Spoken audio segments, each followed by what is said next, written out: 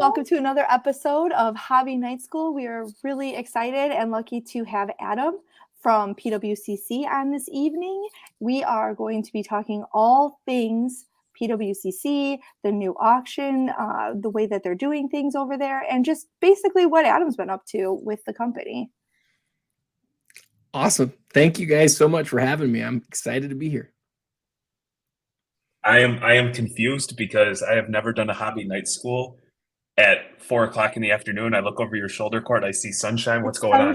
So we are in separate states today. Jeremy is traveling for work, and Adam actually had been scheduled like 2 weeks ago, but my poor dog got so sick that we had to reschedule. And with everyone's crazy busy schedules, Adam traveling all over, Jeremy traveling over, I'm traveling all over.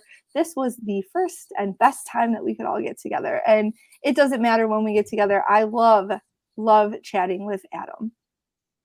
And unlike Adam, I don't get paid to play with cardboard. I actually have to go do real work.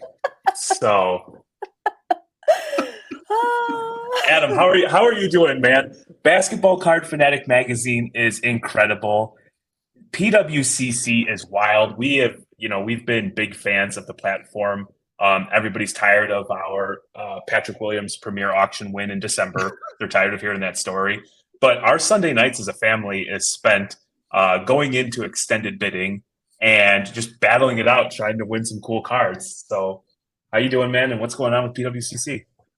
Well, I'm just happy to sit down with you guys. You guys are like just a breath of fresh air in the hobby because feels like every time I talk to you, you're happy about something that you're working on. There's something that's, you mentioned the Patrick Williams. Courtney wrote an awesome piece for Basketball Card Fanatic. So hopefully not everybody knows the story because they're just going to be getting, a couple more pages on it in the issue that's going to come out here in a few days. It's February 21st as we record this. And I think it will hit probably on Monday is when they'll start being delivered. Maybe Saturday, maybe a little bit before that. But BCF is great. It's still growing, and we're distributing to more LCSs than ever. Thankful to good people like Courtney writing awesome pieces. PWCC is amazing, and I'm excited to talk to you guys about anything. But seriously, like as we talked about before we started recording. Like the fact that, we get to talk about cards and that's part of what we do with our lives is awesome. And it's not lost on me that I get to do this as part of what I do for a living is pretty awesome. I love it.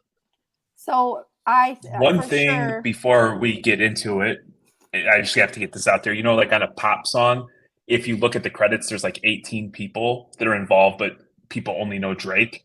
When it comes to the articles being written, Courtney, I let her take all the recognition and the accolades, but she's got a little help on the back end. He's such full of crap. He's such a liar. I don't know if you're telling the truth now or not. His involvement is as I read it to him when I'm done, and then he's like, "Yeah, that's good." I don't know who to believe. I don't know who to believe or what's true, but I think it only has your name on it, Courtney. So I don't know what to say. No, it's so much fun. You're a loving husband. You've been married for a long time, Adam, so you know how to play the game. We'll just say that I'm a savvy veteran. I am a savvy veteran in the marriage game. He's such a jerk. Oh, you're lucky you're not here because I would be pinching you so hard right now. How many years have you guys been married, by the way? Oh, we've been together forever. I don't know. We actually we got married. Every day feels like day number one. Yeah. We were together for a really long time. Still on the honeymoon. Well done, Jeremy. Well done. I've been married 16 years, and I attest to everything Jeremy just said. Okay. Smartest man I feel like I'm outnumbered in this one. For the record, I did write those by myself, or I would not have only put my name on it because I'm a very firm believer in giving credit where credit is due. The PWCC article will come out before this podcast because it'll be like a week before this one drops. But here's the thing, we haven't told that story in the amount of detail that I went into with writing it, and the experience of like doing an the premier auction was so different from any experience that I've ever had in purchasing a card ever. It was, I don't want to say stressful, but it was a little stressful on the front end, because it's not just like eBay or any of these other, Right. even PWCC itself, where you just sign up and then you, Right. attach your PayPal and then you bid. You have to be approved.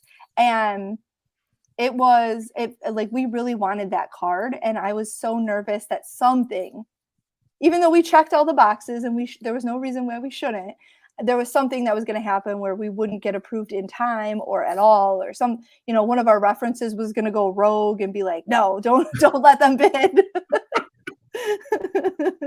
Yeah, it's, when it comes to Premier Auction, really the whole site, and I'm going to sound like a total salesman as I say this now, so forgive me, but like, we have a whole huge team that works to try to make sure that the people who are bidding are actually going to be legit people. And that's one of the things that sets us apart, especially from a group like eBay, where we've all sold stuff before. I've sold thousands of items on eBay, and you get somebody who bids and they don't pay. And then you list the card again, and then it still doesn't get paid. You get another zero feedbacker who wins it. And it's so infuriating. So, I think one of the things that we understand, and that our leadership understands, is that you have to have real confidence that items are going to get paid for, and that, that there's no funny business going on. Now, here's the reality. Even with the team of people that we have to ensure that doesn't happen, and even all the processes, we still have people who mess around and play games. And so, we do the best that we can. But you guys are, you're not the first ones to come to us and say that was kind of hard to fill out references and to give. Did they make you attach like redacted bank statements and things like that? Yeah. Yep. So it wasn't, here's the thing, is it felt stressful in the moment, but I appreciate it. And, for other reasons, like, how many cards have you had that got bid up and we're like, oh, we're selling this card for $1,500, and then it doesn't get paid for, and then the sale stays on eBay. So now it's not a real sale. That didn't happen, and it's frustrating. So knowing that everything that you have to go through to get approved for the premier auctions at PWCC, and now I sound like a salesperson. Like, at first I was like, this is super invasive, and I'm like, maybe is this worth it? But then at the end of the day, if I'm selling a big card on your platform, I now know what the people who are bidding on it had to go through to even be able to bid on my card. Right. Yeah. And I would add, the level of stress that was involved with that was more so self-inflicted, because we were a little bit late and we were trying to hammer that thing through with like maybe 2 days left on the auction. And it's just also something that we hadn't heard about. Like, I hadn't heard any content about an application process or going through that. So at the time it was like, all right, let's turn over the stuff about our Amex and our bank account and this and this. But, after we talked through it, when you start buying cards that are, 5 figures, at some point we're going to have to sell something, because we're not made of money. And it's like, at least we know, as I reiterate the point that y'all just made, that when it's time for us to sell, we know that when that card is sold, whoever's on the other end is actually going to pay for it, and we're going to see our money. Yeah, it's what makes the times where it doesn't go smoothly so hard, is that, like, because we do still have instances here and there where people go rogue and they don't pay. I can speak for everybody internally, I think, and say, like, that's the last thing that we want. When somebody sees their card go up for sale and it sells and then it doesn't get paid for, it's the worst. But I used to do a ton with there's a guy who's a consigner on eBay, has a great team, and I've sold thousands of items through him, and got to the point where like something like 8 to 10, 12%, 15% some months weren't getting paid for. And it's because, at least at that time, I don't know what they're doing today, but at least at that time, there was no way for them to sort of like weed out the bad actors. And it's not always the person who's listing the card that's the bad actor. Sometimes it's somebody who owns the card and wants to continue to try to create a false narrative around what the card is worth. And so they'll do whatever they can to manipulate that.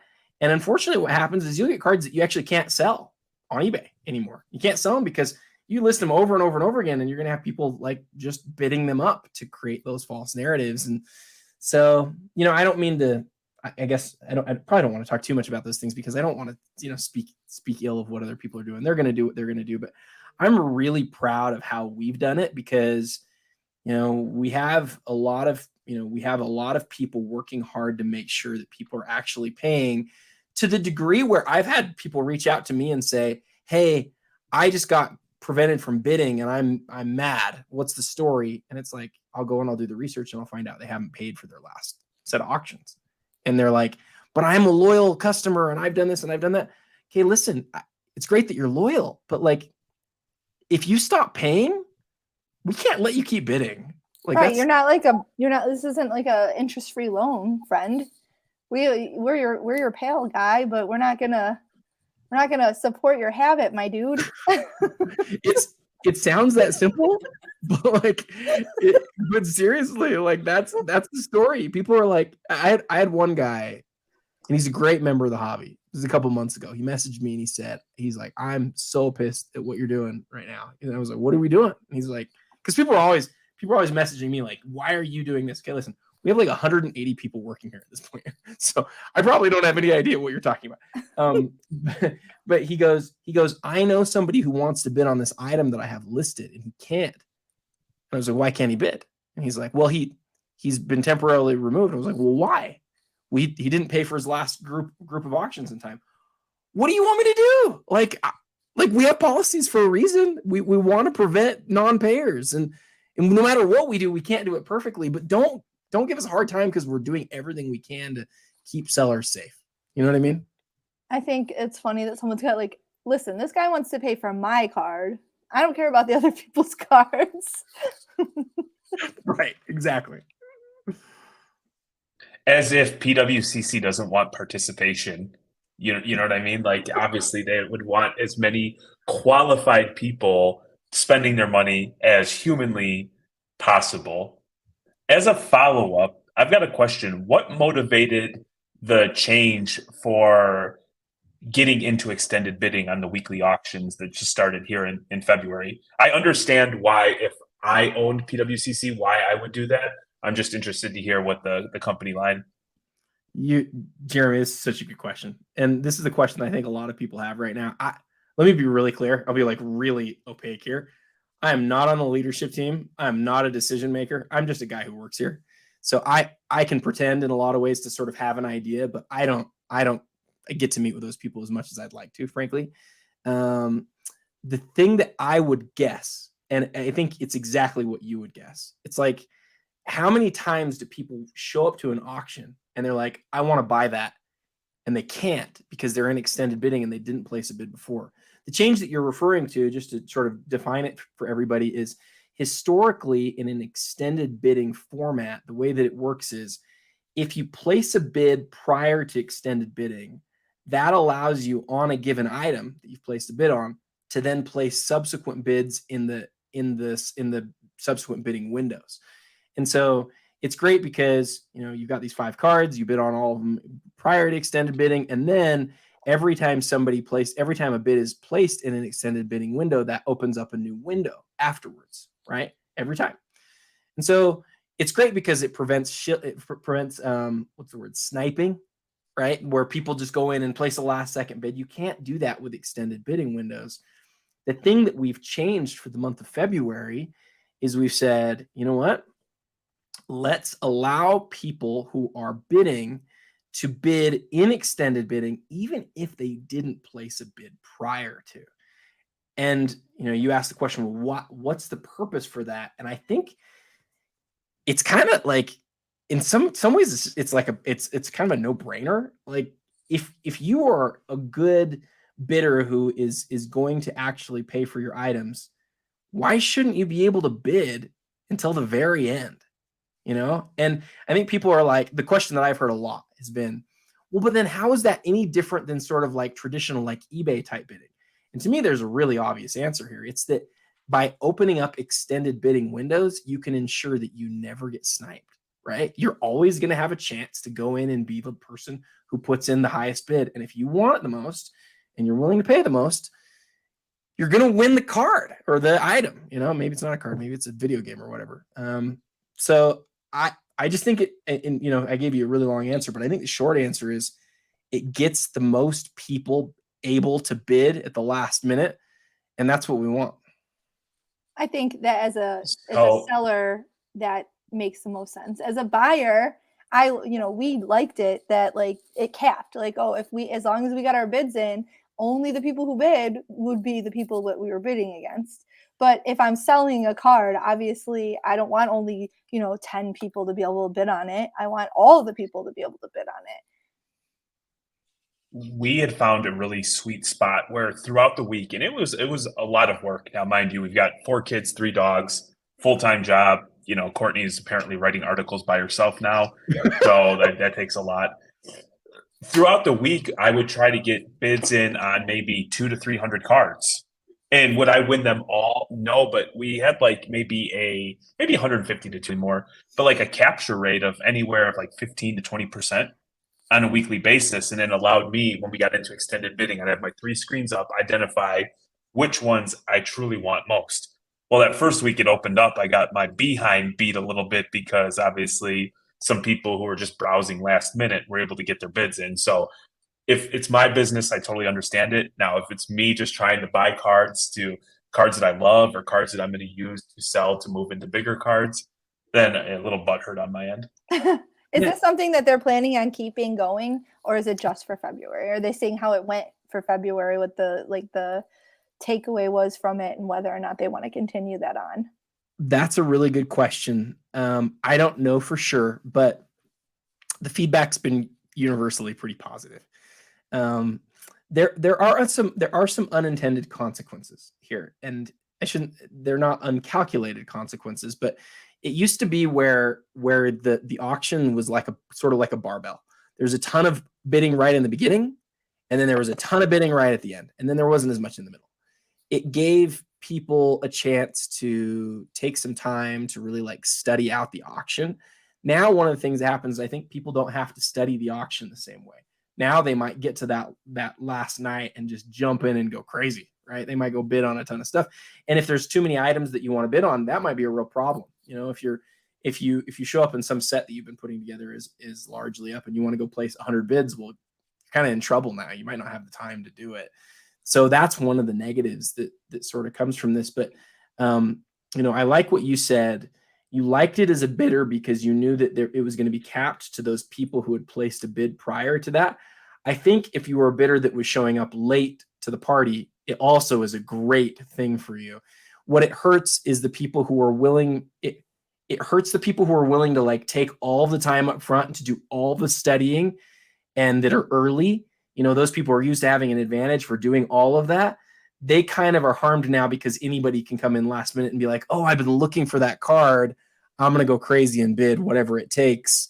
But if we're being real, like, should there be something that's sort of like, shouldn't it just sell for who wants to pay the most for it? Isn't that really what should happen? Isn't that what the auction house is designed to do? Oh, for sure. Oh, for sure. And again, this was just, it was different the way you guys were doing it. And, we had been utilizing it in the previous way. So like what you said, because we've been on a lot of stuff throughout the week. And then with the, it being able to be capped, you can keep an eye on stuff easier. And now for us, it's just a little more work. It doesn't change anything really for us other than, just a little more diligence. Awesome. One thing that we have found where we've had some success within the hobby is identifying different spots where we can buy. I'm a big believer, like if you're going to make any money or you're going to have some upside in the card, it's on the buy. And with the amount of marketplaces that are available, we've now find that we predominantly utilize eBay, PWCC, and then we're a part of a couple of Discords and Twitter groups where we see a lot of cards. That is a lot of time throughout the week. With the addition of Alt, the Golden platform, and all the different places, what are some of the stuff PWCC is doing to ensure that the eyeballs are going to their website? And I'll tell you the things that I found are the raw cards with the Mike Baker video accompanied with it, with the heat map to kind of show you. We've already gotten some cards back that have graded 10 from PSA, not SGC, but PSA, where while studying the raw card and seeing the video of the man in the gloves with the white background, showing it, I found that to be pretty awesome. And then also understanding that if I'm submitting cards, I can submit a raw card and I can go right to grading, whether it's through Beckett and some of the other services. But what is PWCC doing to ensure they capture more of the eyeballs in the marketplace? Gosh, you're asking such a good question, and then I like your follow-up question to it as well. I think people would be shocked about how big our sales and marketing team is. I think if I'm right, sales and marketing is over 50 people at this point. We've got an entire team of creatives, right? We've got an entire team of people who know how to take video and design and different things. We've got an entire group of people who, works on content related to cards, related to selling cards. And, I love our content. I think it's incredible. I think, the fact that we were able to we talked about it last time, the fact we were able to do the Iconic 100 and have the support around that, something that wasn't designed in any sort of way to sell any cards, but was designed to be something that would sort of just be engaged with by the community, like collectors. Like all of that is stuff that we're doing to shine a spotlight on the hobby and to grow the whole of the hobby, not just people who are within it, not just to compete with, current collectors or current auction houses, but to show it off to the whole world and to grow, what we're doing. We spend millions of dollars on that. And so, I'm super proud of that. But your follow-up point, Jeremy, I love that you brought up NBA. That was basically a problem that existed in the marketplace. Let's say you have a raw card. Let's say this was the question that we sort of asked internally was, imagine you've got a stack of 20 cards and they all are worth between $20 and $50. And at that point, grading your card was just basically impossible, right? It's like, what do you do with this stuff? Like, how do you monetize it? It's got a lot of value, but like, what do you do? There were probably a few mechanisms to do that, but there wasn't anything that felt like it was really maximizing your ability to cash out on those things. And so that's where the Mike Baker, that's where that arrangement, that partnership really works out well, because Mike Baker effectively takes a card that somebody sends in raw. Every raw card, by the way, has this experience. The card comes in, the Mike Baker company takes a look at the card, and they basically put together a heat map that draws out where the card has issues on the edges, on the surface, on the corners. They're able to quickly identify where the issues are. And then you've got a whole team of people taking the videos, like you pointed out, Jeremy, of the card. And so by the time it actually gets to you, the viewer or the bidder, to be able to say, do I want this card? You're looking at images that are higher quality than anybody else has. You're looking at a heat map that can tell you things that you couldn't see from the images, if there were anything. You're getting to see a video that shows you all the different looks and views of the card. And then you're also getting sort of like on the outside, like the description of what the card is. And all of that together gives you about as much as you could possibly have without going through spending all of the money on grading. And if I'm being really real, like gives you some detail that you don't get when you grade your cards, right? Like those videos and the heat maps and stuff. Sometimes you get a card and it's graded and it's like, whatever, it's a near mint card from whatever grading company. And you look at it and you go, why is it near mint? It's cool to have from NBA, like the different elements that are wrong on a card. And if you see that there's something wrong on it, you're probably not going to get a 10. When you send it in, it's probably not going to be a gem mint, but that, and that feeling of assurance that you get when you're bidding on it is awesome. Then the last part that I'd add to that is that, your point about wanting to get your cards graded directly, being able to buy the raw card directly and then submit it to any of our grading partners, right? And, it's Beckett, it's SGC, it's CSG, it's everybody but PSA, of the big four. Like you can just have the card sent to them. You never even have to have it come home. It just goes directly there, gets graded, and comes back to your vault. It's super convenient, cost effective. It's quick. It's just really it's really sticky. If you are somebody who has raw cards and you send them in for NBA and then you see how they come out and then you want to get them graded, it's kind of a no-brainer. It's really nice. And you're right, Jeremy, we're seeing a lot of people who are, it sounds like a total sales job. I'm sorry, it does, but we're seeing a lot of people who are who are really liking the program and taking advantage of it, and taking advantage of it when they're bidding. Like they see a card that's really like doesn't have any issues, and they're buying those cards, and then they're sending them off to grade. They're never even getting the cards in hand. There's a lot of opportunities there as buyers, I think I would say. I think it's really refreshing that like a lot of the auction houses are starting to take a look at raw cards and really making it a priority to make sure that these cards are authentic and make sure that they're doing their due diligence. And if they're not, they're getting taken down or like, sent through some kind of security. I think that's something that in this like new market we're seeing it's a necessity. So the fact that you guys are just on top of that already is impressive.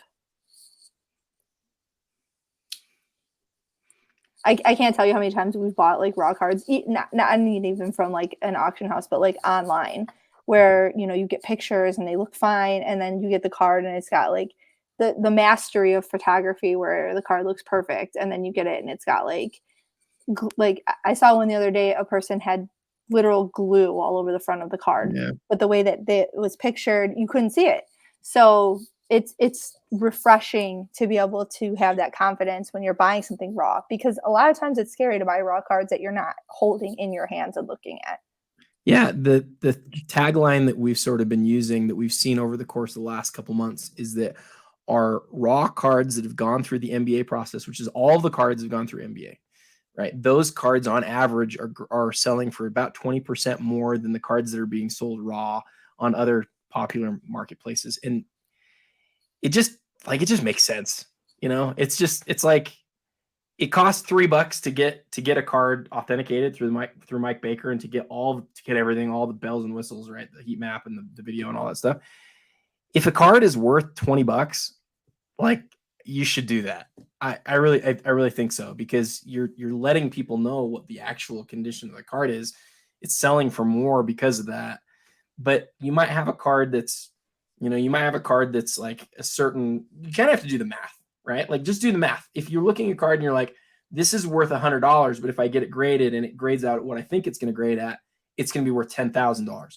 I think you should spend the time to then grade that card. There's really no question. But if you look at a card and you're like, you know what, this card's worth $50. If I get it graded and it's what I think it's going to be, it's going to be worth $80 or $100. Say it's going to be worth $100, but your grading fee is $20 or $25. And then you think there's a pretty good chance it's going to be a 9. You sort of look at it and go, is it worth my time? Is it worth my extra money? Is it like, it might not be. I kind of just need the cash now. There's just all these reasons why you might go, you know what, just send it to MBA and get MBA to like authenticate that thing, get my cash faster. I haven't taken advantage of it yet, but like, I talked to a lot of people who are using it, and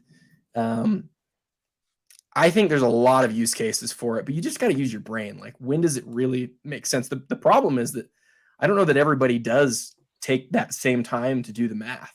Some people they get a stack of a whole bunch of stuff and they're like, well, I want to get my cash quickly.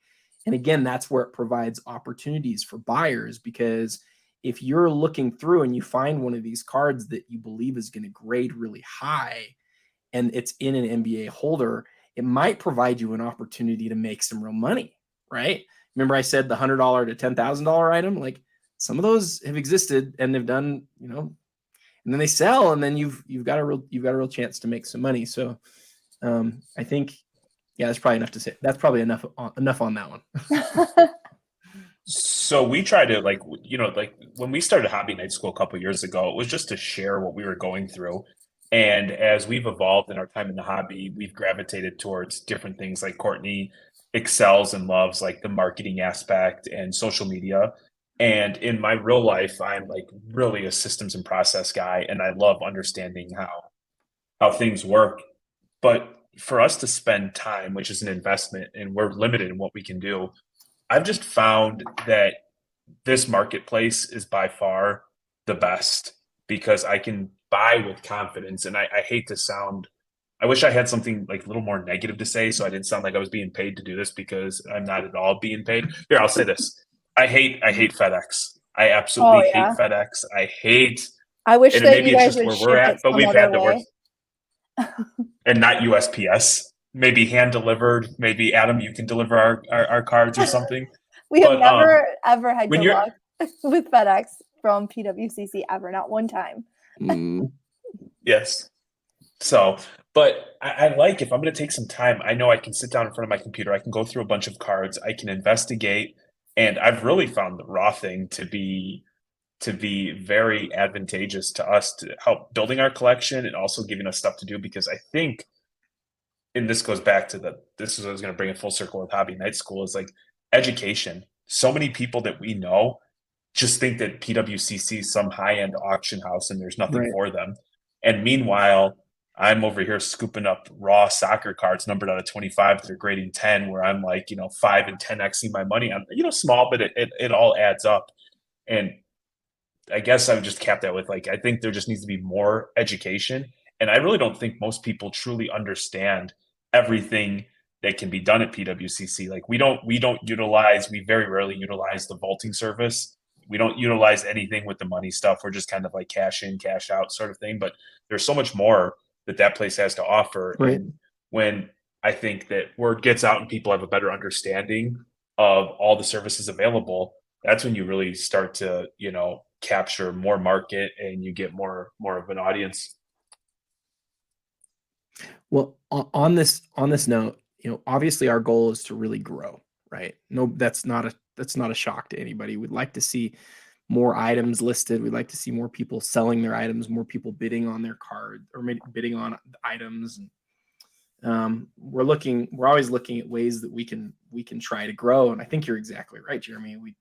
We just need to educate the community. The thing that's been really fun for me to watch is, you talk about how you've been bidding on a lot of these raw cards. It's not just raw cards. It's like we have over 10,000 items ending every week now. And so I know the team's really proud of this. I think when I started, which was like less than a year ago, it was like a few thousand items, and now it's 10,000.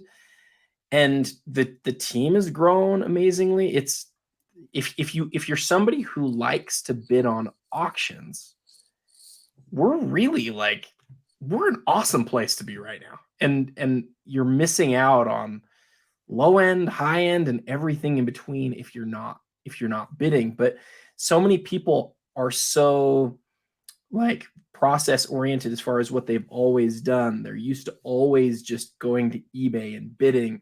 My fear is that you do have a lot of people today that just still are not, or they're not ending up on PWCC because they don't realize that they could just go there. But again, if you're in the world of just wanting to bid on things, look for good deals, look for some arbitrage opportunities.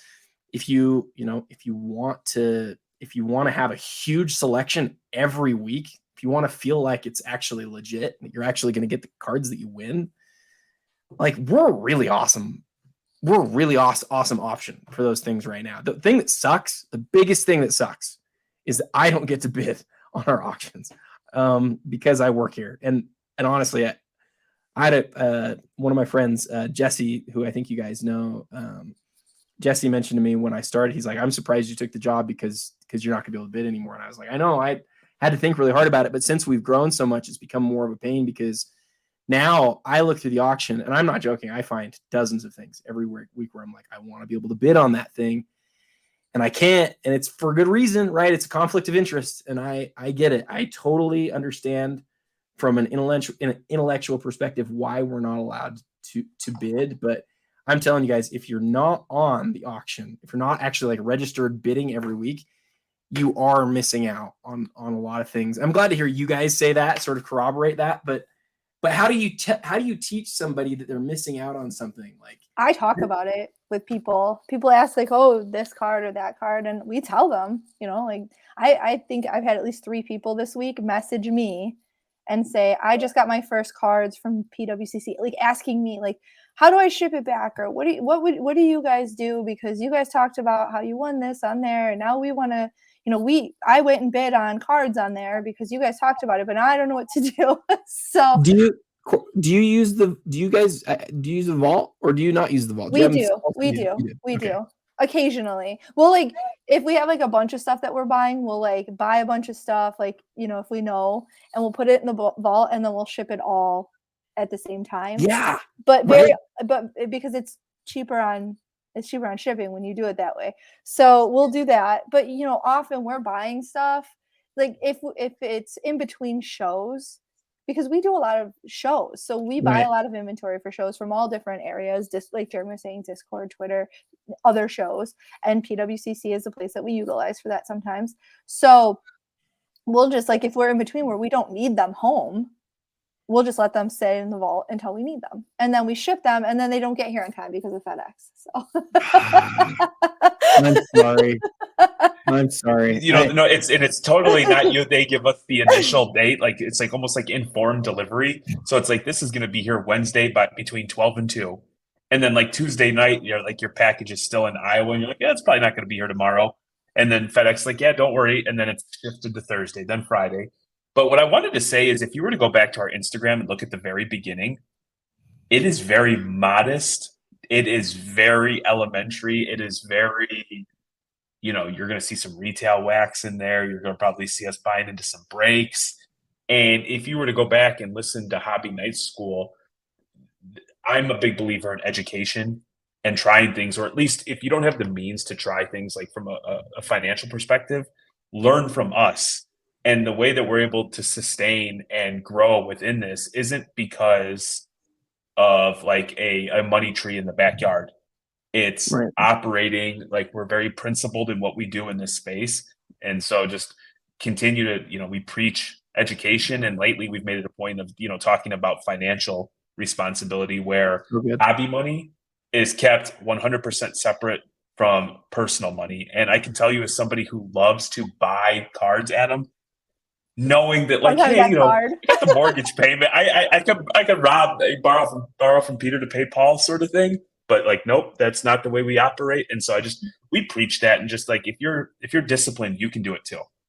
Oh, I know this is a totally different topic from where we just were, but I've had some of my best conversations in the hobby around being smart with your money. I get really super uncomfortable when I feel like people are overextending, when I feel like people are using, you know, funds that they don't have, funds that could be possibly used for things that are actually really important, right? Like at the end of the day, cards and hobby stuff it's like, I love it. It's like one of the passions of my life, but it doesn't really matter, right? Like it's not your kids, it's not your spouse, it's not your health. It's part of like a hobby. And so, you know, you talking about like basically segregating your cash, your like real life cash from your card cash, for having a budget in your real life, and then for your card. These things are so important. But as somebody who's been in the, like, I've worked professionally in this world now in a lot of ways for over a decade, right? Like I worked at a card shop for 7 years. I don't know how to have the conversations with people always to make sure that they're good and that they're like sort of doing what they're supposed to do. But I love what you guys just did. Like educate the world, say, you know, like, this is how I do it. This is what works for me. And then hopefully other people follow suit. But you guys know people just like I do who they spend a ton that they can't afford, and then they end up in trouble. And that's the worst thing of all. I think part of it is just the culture in the hobby. And I mean this like as respectfully as possible, is, you know, we're starting to have a bit of a platform, not a huge one, but people listen to what we have to say. We were talking about that before we started. And Jeremy and we've collected forever, since we were kids, right? But we just were with each other, and we go to the local card shop. We never really delved into it that seriously until, you know, like 2017, I would say. And that's when we realized that there were podcasts, there was social media, there were people out there who were talking about these things. And that's sort of like, it wasn't just like picking up an old Beckett magazine or talking to the old guy at the card shop who hasn't left his card shop in 100 years. Right. There's a lot more going on. And once we realized that there was like this huge space where there was so much information that we weren't privy to before that, it was like mind blowing. And then you take it all in, and then you mess up a bunch because you're listening to a bunch of people who seem like they know what they're talking about, but some of them don't. And so when we started Hobby Night School like years ago, it was because it was like, these are the lessons that we learned. These were the mistakes that we made. This Right. isn't us ripping, $100,000 cards or telling people what they should buy, because hell, we've bought a lot of stuff we probably shouldn't have. Right. So I feel like having people like you and Basketball Card Fanatic Magazine, and there's like lots of really great podcasts out there now, I think as the hobby grows, that are really more looking to educate people and help people so that we keep people in the space, not just like, look at my big expensive card, because not like a very small percentage of people are operating in that space where they're doing 5-6 figure cards. That's not like where the majority of the people are. And I think it's important to have conversations like you and Jeremy were just talking about. He would be pinching me right now because we need that. I'm gonna stop. I know that Jeremy doesn't have a lot of time left because he just messaged us. But I wanted to just say real quick to that. I feel like I sit in a place sometimes where I get really uncomfortable with like how to do content, because you talk about platforms, like you can always talk about things in a way that people are going to get upset about, right? And I think that how do I want to say this? If you look at BCF and you look at the Iconic 100, the goal in those things in every case is to make it about the cards and to make it about the things that people want to talk about. The number one reason that we get to write about certain things in BCF is because people volunteer. They say, hey, there's something I really want to talk about in the world of cards and I want a platform to do it. Can I write? We don't accept all of those entries, but we accept a lot of them. We want to hear people educating and doing it passionately. The thing that's really tough in our space is that the line between that and really trying to influence what something is worth is really thin.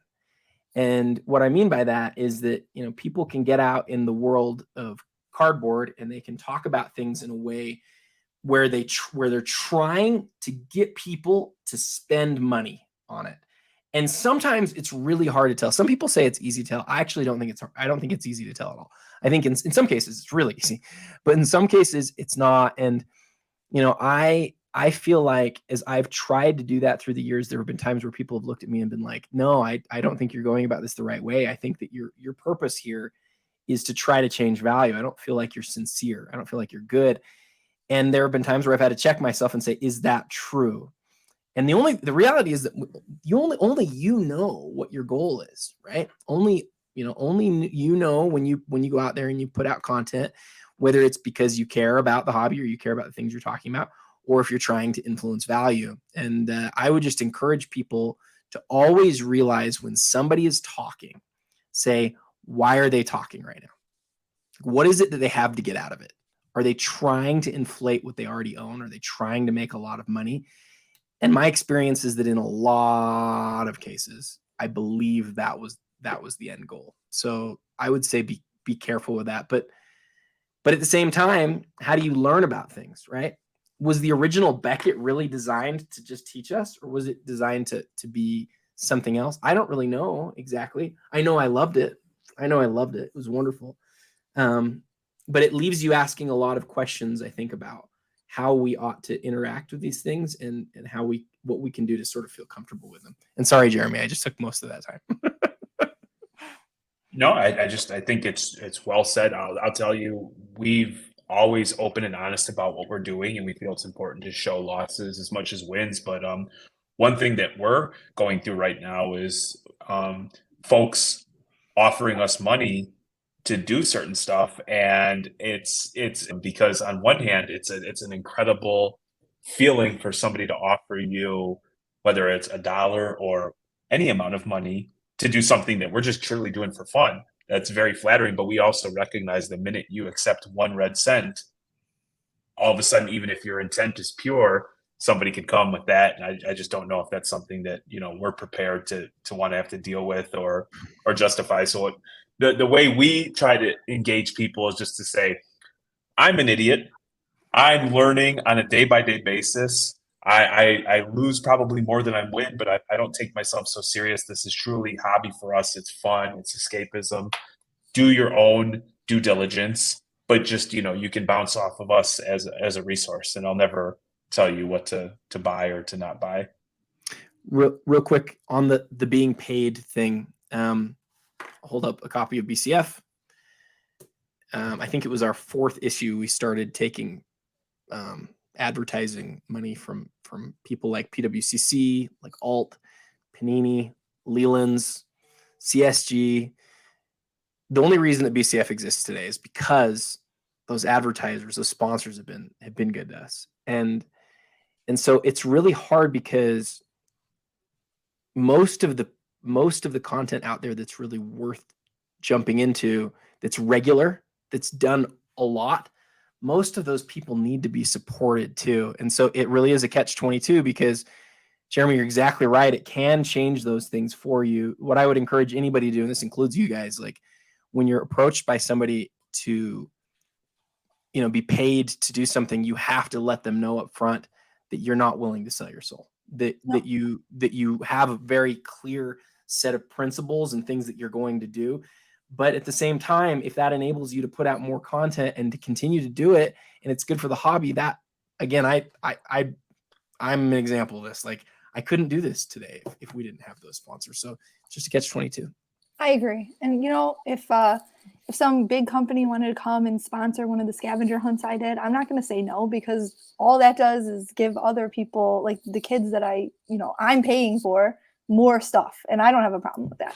So I get it. Like in a magazine, people take, like I open a magazine and expect ads to be in them. So I don't, conflate that with like being paid off or whatever. So yeah, it costs as much to send this to you as it does for you to buy it. And so it's like, well, how can you continue to do it? Well, now you know. Yeah, I love, I think of you did a podcast back in the day where it was all about consignment. And I think you talked about Probstein, ComC, and something else. And you talked about the pros and cons of each. And I probably listened to that thing 3 times in a 5-hour period because it was all so foreign to me. But I was like, okay, he likes this because of this, but that's not really applicable to us. He likes that. That I found to be informative and educational. I love that kind of content. What I was referring to, though, and I just want to be clear about that, is like I don't want to all of a sudden it's like you're on Reckless Cards and we're telling you have to buy only this slab or you can only buy this card. I'm in agreement. I would love to see some more money funneling around so people could be educated and support that. Maybe I could quit this job and play with cards like you, my friend.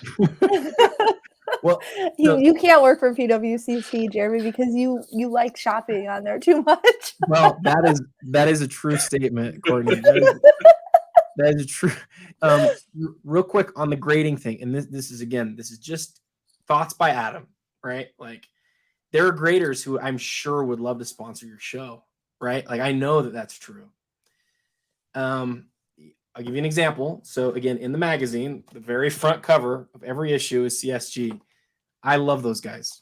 I'm just going to tell you the truth. I get my cards graded that I'm going to keep forever with CSG. I love their cases. Sometimes in some situations, I end up grading with PSA if I know I'm going to turn something around, right?